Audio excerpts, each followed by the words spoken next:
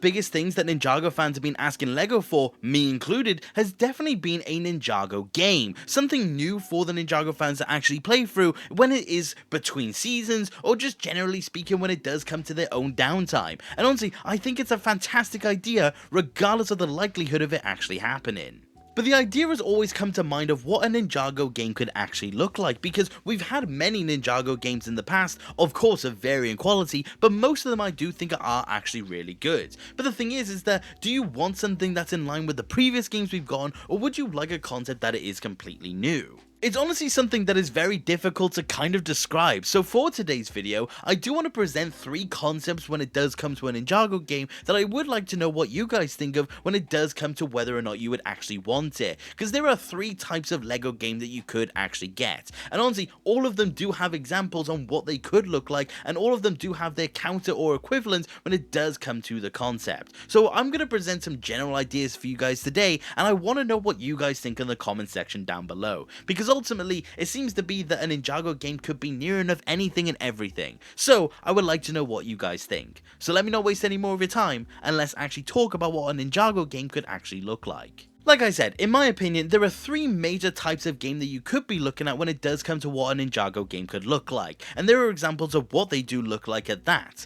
And honestly, I do think all of them have an equal chance of actually becoming a future Ninjago game. The first one I want to talk about is essentially a version of a game that goes through the events of the show itself, in similar vein to a game like the Skywalker Saga that we did see with LEGO Star Wars. Having a game where you do go over the major events of Ninjago seasons as levels, I do think could be a very interesting concept, and definitely could work when it does come to Ninjago, because whilst each season does have a large array of story and subtle detail and storytelling and side plots, the thing is that you can, generally speaking, boil down those seasons to major events across the course of that season, and if you can do it with something like Star Wars, you can most definitely do it for something like LEGO. I do think this is a fantastic idea, and with what modern day LEGO games do look like, I do think it would be fantastic to actually see. As someone who has put hundreds of hours into the Skywalker Saga, I definitely do love the general feel of that game, and I definitely do think it could be applied to Ninjago. And as of the time of filming, the next upcoming LEGO game is actually the LEGO Batman game, another one that looks absolutely stunning, and in that style, I definitely do think Ninjago could work. And honestly, I do think the systems that would come for it, like Elemental Power and Spinjitzu,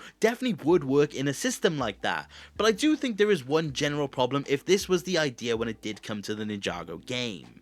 And that would be, how would you handle how much is actually within the game in of itself? The thing about a game like the Skywalker Saga or the Batman game is that it does have a more limited pool of time and a more limited pool of movies essentially to actually pull from. In the case of Star Wars, it's only 9. But the thing is that Ninjago has many seasons. It has, as of the time of filming, 15 seasons from the original show and 3 seasons in Dragon's Rising. And that's the thing, that is 18 seasons worth of content and double the length of the Skywalker Saga, and I don't think that could actually work. So LEGO would have to decide basically where to set an arbitrary cutoff point when it does come to a Ninjago version of that game. And I think no matter what, you would have a lot of people that basically just wouldn't be happy with the results of it, because you could go for a much smaller title, you could go for the first few seasons, you could do the pilot season 1 and season 2, but that would probably be too short of a game, or you could do the classic era and go up to season 7, but that doesn't necessarily feel like a stop off point, because season 7 just simply wasn't that at that.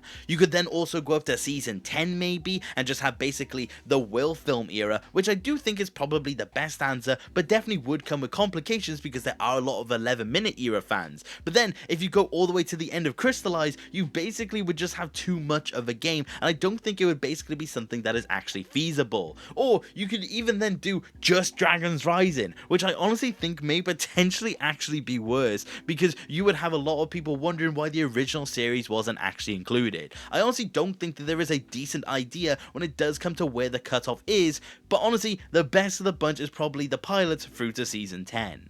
But hey, I really do like that idea, and I do think it is feasible, because whilst it's 10 seasons worth of content and you're comparing that to 9 movies, I know they're not really comparable, but it still kind of is. The thing is that you are looking at some seasons that are much shorter. Season 10 is only 4 episodes, for example, and the pilots are only 2 at that. So it definitely could theoretically work. It's just depending on whether or not they would actually want to spend that kind of budget on a Ninjago game. It would definitely be a risk, because the only time we've seen these new age Lego games being done is to 2 of the biggest IPs in the world. But the thing is that I do think there is a potential that something like that could work when it does come to Ninjago. But honestly, I don't really see this one actually happening, because I just think it's simply too big of a project. But honestly, I do think that is the biggest dream scenario, but I just, again, don't think that's going to be what's going to happen. But that is the first scenario of what a Ninjago game could look like, and I would wonder, is that what you would like to see? The second scenario for a Ninjago game I do think would possibly be the most fun if you did have the time to actually put into a game like it, and that is a more open world Ninjago game. Something where you have the land or the merged lands, for example, and you can actually make your own way through the world. Think of almost like a Lego RPG. The main one that comes to mind for me is something in the vein of Lego Worlds. But honestly, I do think this is something that would be the most ambitious, but also kind of the most interesting of the lot. I'm imagining a game where you are in the world of Ninjago in of itself, but you could take on a different role. Of course, you could be a ninja, you could be a spinjitzu master, but maybe you could also be a bounty hunter like Ronin, or you could be just someone that remains in the City of Styx, or in the Crossroads, or a Ninjago city resident. There are so many different concepts for the world of Ninjago that I do think would be extremely interesting, and all of them would come with their different perks and their different ideas. Imagine being a citizen of Shintaro, for example, and you could have a different duty when it does come to being in that section of the world. I do think there's a lot of really interesting concepts that come from it, and I do think it would be really interesting to see. I don't know about you, but personally, as someone who does like RPG games, I do think this would be something really interesting to actually behold. I could picture actually having some sort of system where you actually have to make your way through the world, and there are many things that you could learn and unlock. Imagine, like I said, you're a bounty hunter, and you find the key to Spinjitzu, for example. You could be almost like the Bloon when it does come to Skybound. I really like that you could basically have an Ninjago world where you can make your own path. I think this is honestly an interesting concept, and definitely not something that wouldn't be approached when it comes to Ninjago because of how vast the world is, but I do think there are a lot of problems that do come with this idea. For a game like this to exist, you would essentially have to have it almost like a live service game, which I don't think is the answer to something like Ninjago. I just simply think it would be something where it would require too much effort and too much maintenance for something like Ninjago. But I do think the other consequence would be obviously having to make sure the world feels alive enough, having to make sure that there's support for a game like this. It's a massive project at that. And of course, whilst it is cool in theory, you just have to make sure they actually do approach the world correctly.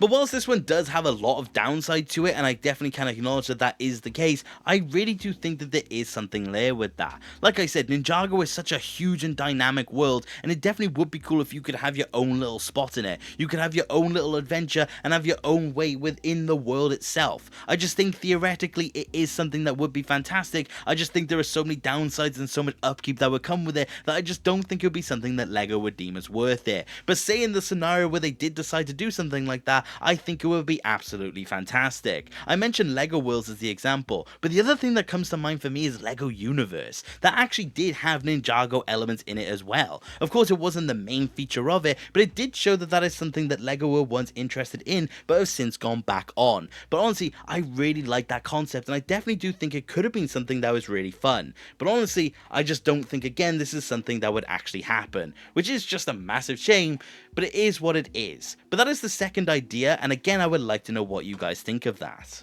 This brings us into the last idea on what a Ninjago game could actually look like, and in my opinion this is most definitely the most likely of the bunch because it is where they saw the most success when it did come to a Ninjago game, and that is a game where basically it's its own story. It is something that is set maybe between seasons, or it's just simply not canon, and it's just its own unique adventure, something that has its own enemies, its own deals, its own idea of what Ninjago could actually be. And when I say this is the most successful, I'm referring to Shadow of Ronin. Shadow of Ronin is this concept, its own story taking place between the season, and I do think LEGO could identify it as when that is when they did their best with a game and could potentially do it once more. And again, honestly, I think this is possibly the best scenario of the lot, because especially in the Age of Dragons Rising, an original story taking place within that time frame I do think could be fantastic. I'm imagining a game original story that is set between the merge itself and the events of Season 1. We know that there is a large time jump between the two, so what if they did do an original story where we get to see what the ninja were up to during that time? We get to see what the ninja were actually doing and have their own unique stories because of it. It could be really interesting and definitely would serve as a very fun game to actually see.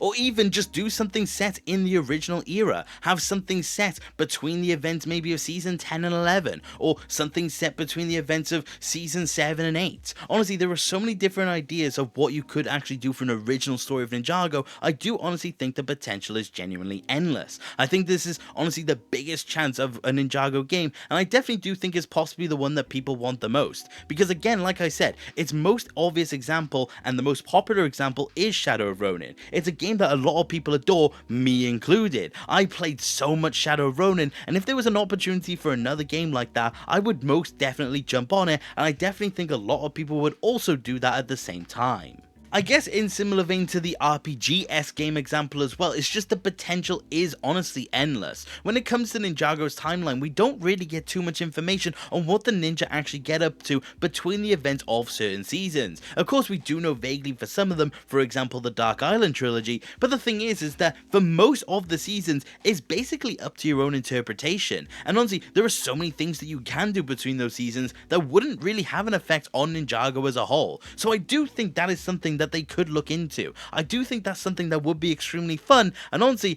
I would be shocked if it's not something that they do in the future. But honestly, like I said, I think the original story is the best bet when it does come to a Ninjago game, because simply put, it would just be the most successful of the lot. And honestly, that is for good reason, because Shadow of Ronin is fantastic. But I do think beyond my 3 suggestions for a Ninjago game, there are still so many endless ideas that you could actually run with. There are still so many different genres and concepts that you could go with. I just think those are 3 of the most likely ones of the lot. But honestly, I do think it's something that LEGO should look into one day, even though as far as I'm aware, there is no actual intention to actually do a Ninjago game. Which is just a shame, because like I said, there are so many people who would love to have a new version of Ninjago to actually play through. And honestly, I do think it's something that could do extremely well. I just don't think it's something that LEGO ultimately wants to take the risk on, because I just think it's just not something that they're overly interested in. Dragons Rising, of course, is their priority, and whatever is going to come next will be their next priority. So I just think they don't want to divert their attention, which is completely understandable. But I do think it would be cool if one day we did get a game, because it would be extremely fun. But what is your opinion on the idea of a Ninjago game? Do you like the suggestions I presented, or do you think there's another one that LEGO could actually go with? I would love to know your thoughts, because it is cool to think about the idea of what a future Ninjago game could actually be. There are so many ideas, like I said, it's just simply what LEGO would actually be willing to do, if they're willing to do it at all. But honestly, that's down to them. I just hope that maybe one day we will get it. But thank you very much for watching the video, and I do hope you enjoyed. And if you did, please consider subscribing. I love discussing Ninjago with more people, and if you do want to support the channel any further, which you do not have to, you could always become a channel member and join the legends that you see on screen. Thank you to each and every single one of you. Your support means the absolute world to me. But like I said, that is about it for today, and take care. Okay,